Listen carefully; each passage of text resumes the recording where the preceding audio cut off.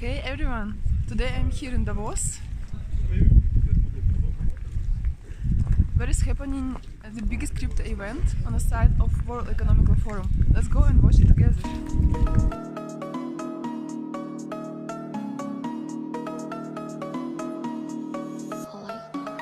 Here's quite slidey. Roads not so much clean from the snow, so Davos style is always good boots.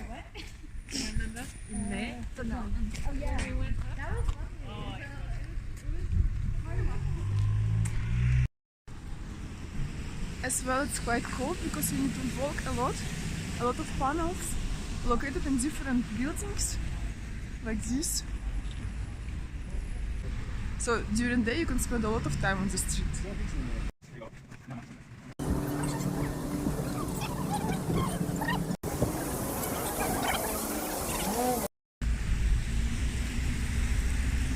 During daytime here it's very crowded, very crowded. As well at the nighttime it's very rich nightlife, I could say.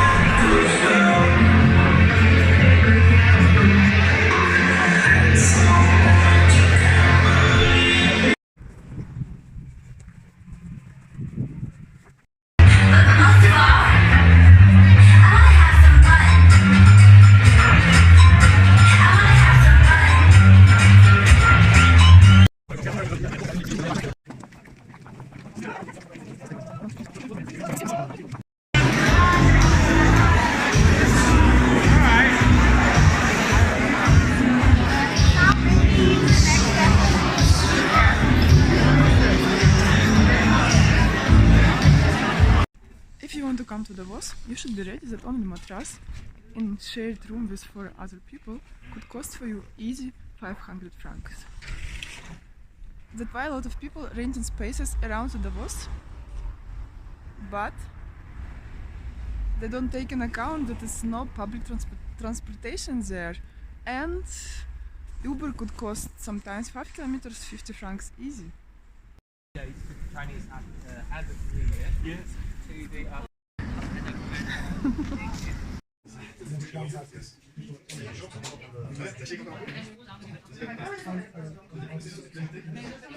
Also, you need to know that you could escape Davos only if you leave Davos at 8 o'clock. It's the last train at 8 o'clock, and if you go to Langquart, last train at 9 o'clock. And that's really hard because most of the events finishing at 10 o'clock, and then a lot of night events happening here.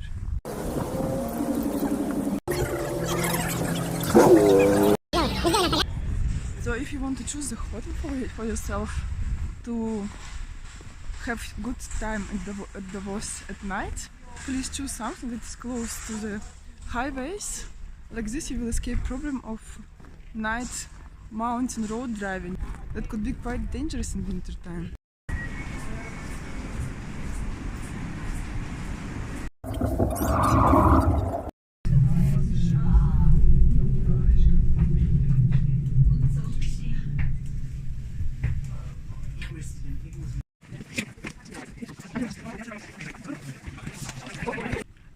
To enter the main street where is all super secure hotels are located, you need to go through the control like this, where you can see a lot of police, and then road divided on two. There is people without special badges, and here people with special badges.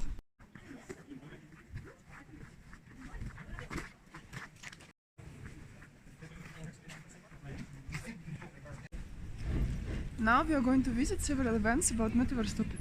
Let's go. We just need to keep track of who's checking it out.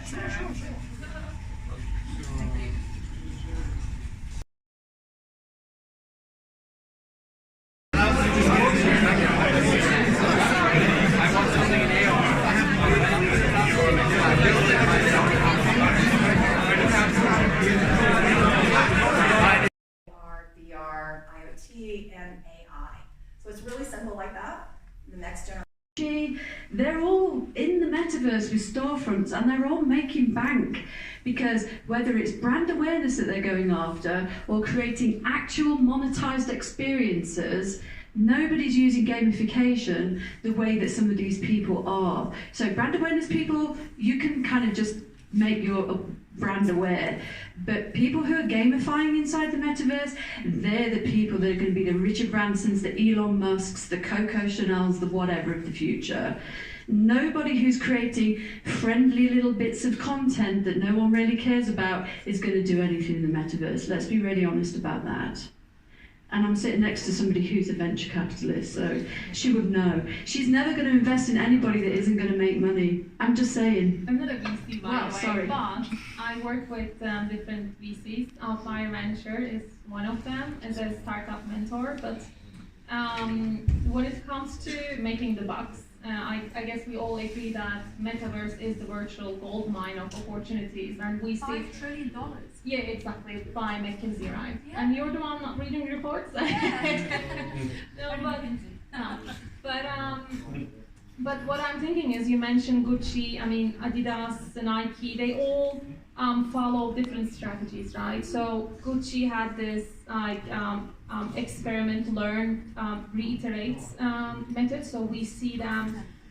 Yes, it's all based on content. I think as a brand, you need to first understand your brand heritage, right? What your brand stands for.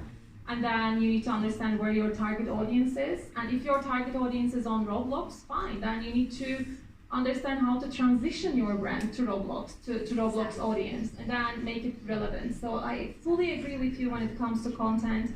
But also, it is so fascinating to see different brands and break down their strategies. Like, speaking of Gucci, they did this test and learn, and whereas Nike, for example, went full in, right? They had this big bang theory. They said, okay, you know what, we're gonna acquire this huge player in this space, Artifact.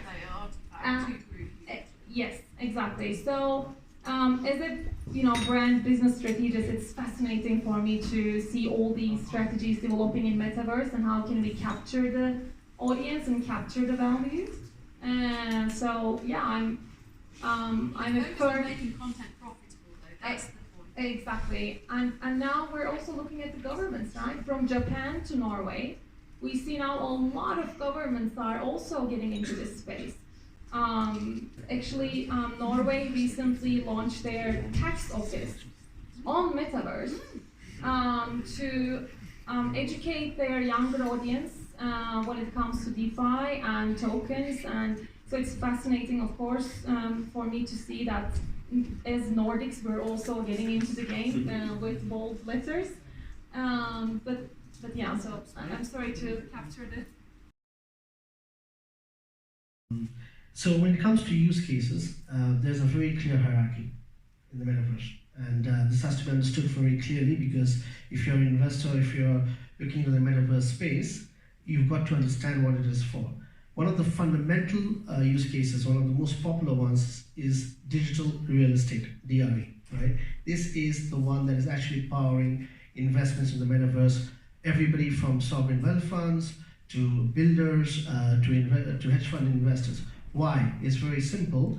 You can infinitely change the shape of a real estate in the metaverse without spending a penny or without any effort, which you cannot do in the real. Try changing the color of this wall. It'll take you 3 months to get permission from the local government to do that, right? And in the metaverse, you can do it in seconds. Now, what does that mean for sustainability? You're trying to build a new city, you're trying to build a green city, you're trying to green your existing city. You can simulate that city in the metaverse quite easily and then carry out all of these experiments at scale. So Dubai is doing that, Singapore is doing that, South Korea is doing that, of course, Neom is doing that, Saudi is doing that, the UK, we're a little bit behind this at the moment. The US is starting. So this is a fundamental use case that you are now in the future, before you build a house, you're going to build it in the metaverse. Your architect will say, join me in my metaverse studio where I'll show you what your house is going to look like or your office is going to look like. You're going to customize it, get it correct, and not just from the perspective of the building, but also the users, how the users will interact with each other in the spaces, and then they will implement that. So that's a very powerful use case. Another powerful use case is the what we call WFH, which is becoming WFA, the ability to work from anywhere without transporting yourself.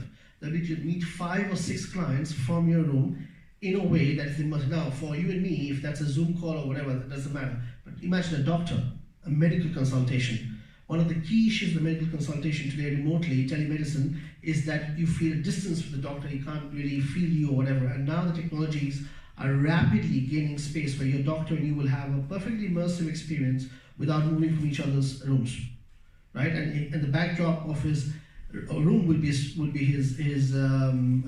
surgery, but actually it's his bedroom. It's just projection, right, in the metaverse. So Medicare or healthcare as a number 2 use, and then healthcare and work from anywhere, but these two things are related. So not performing surgery in the metaverse, but being able to consult with a professional without actually being there. Number 3, education. Education is one of the biggest use cases for the metaverse today. And that's not just education for kids or for school, but it's also professional education. That is a massive area where the metaverse will play a fundamental role, because you will be able to role play. And you'll be able to role play convincingly, not just pretend and click on buttons. You will actually become that person or that avatar that you want to be, the role play. Today I'm an analyst, I want to be a director. What does it mean to be a director and be placed with other directors in a real meeting that's happening, and be able to role play without affecting that meeting, but while learning from it. This sort of ability to separate time and space is fundamentally what the metaverse delivers. So these are the top 3 use cases. And then of course you've got what I would say the entry point. The entry point is going to be gaming, and it always has been gaming. Because the gamers are always ahead of the curve. They always, they're imaginative, they're creative, they want to get there, they want to do things, and the metaverse allows that to happen. So of course Roblox is going to go from 200 million to 2 billion in a short period of time. And Axie Infinity, they're going to do very well. But the real use cases are the ones that I was talking about, and the enterprise use case. So if you look onto, I think there was a post on LinkedIn by Magnus or somebody else, the top 25 brands of the metaverse, most of them are entertainment, retail, fashion, and some in the real estate space. So that's what is driving the metaverse. The metaverse is fundamentally today an industrial enterprise B2B, and gaming is probably the most common consumer application of that. But the rest of them are all enterprise and B2B. And just to add to his point, I know we're running out of time. So as he was saying, as Nicholas was saying, technology is moving very fast. I don't know if you've been to the Accenture stall or the McKinsey stall. You can now experience the metaverse without putting on any goggles. So the ability to immerse has 2 aspects. One is you sort of getting a stimulus and being a part of the stimulus, and the other is that you adding to the stimulus. Adding to the stimulus is you dancing, and that being in real time in the metaverse. That's a bit more complex today. You still have to have certain sort of devices. But the first part, being in a metaverse without having to put on goggles or without having to put on a heavy headset, that's rapidly coming to fruition, and you will see that by the end of the year. Another interesting event we will visit today, it's WEBIT Founders Games with the ever biggest award of $6 million. Let's go. I cannot show the full event, but at least some part of the event you will see.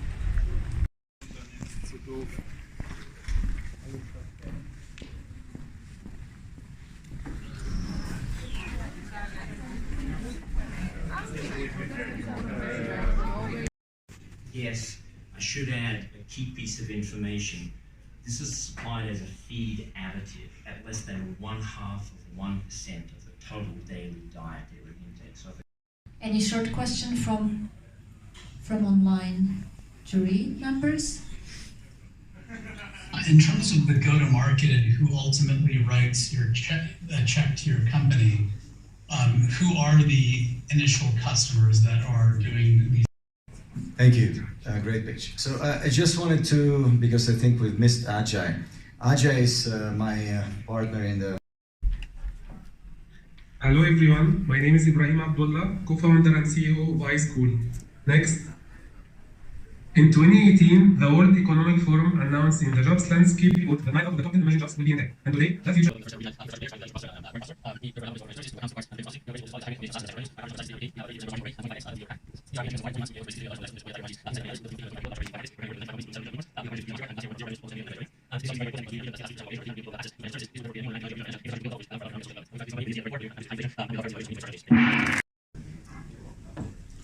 and they're very interesting. And I love what I see. This is a great selection here on that stage. Congratulations. Really.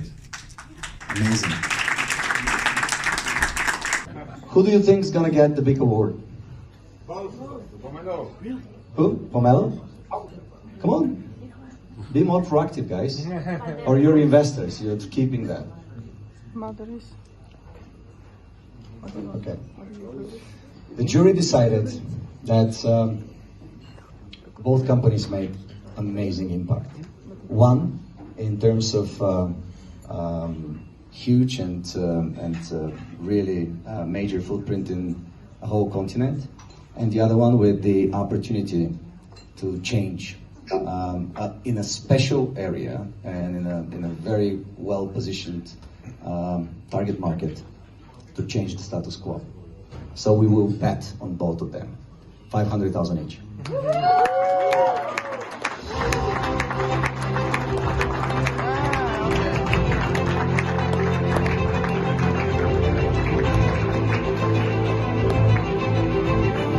Okay, now stay tuned for the news. In a couple of weeks, you will know. Don't fall down.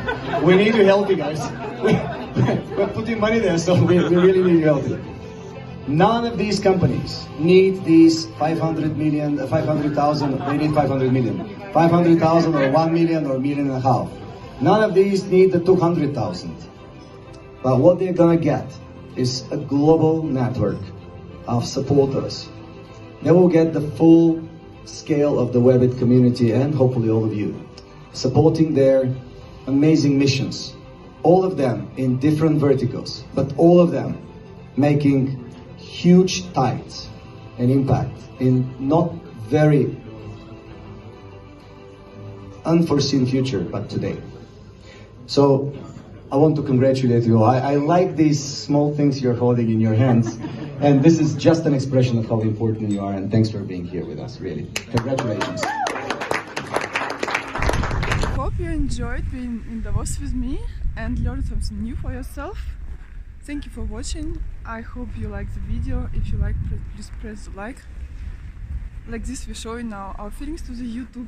Subscribe, and I will see you in my next videos. Ciao!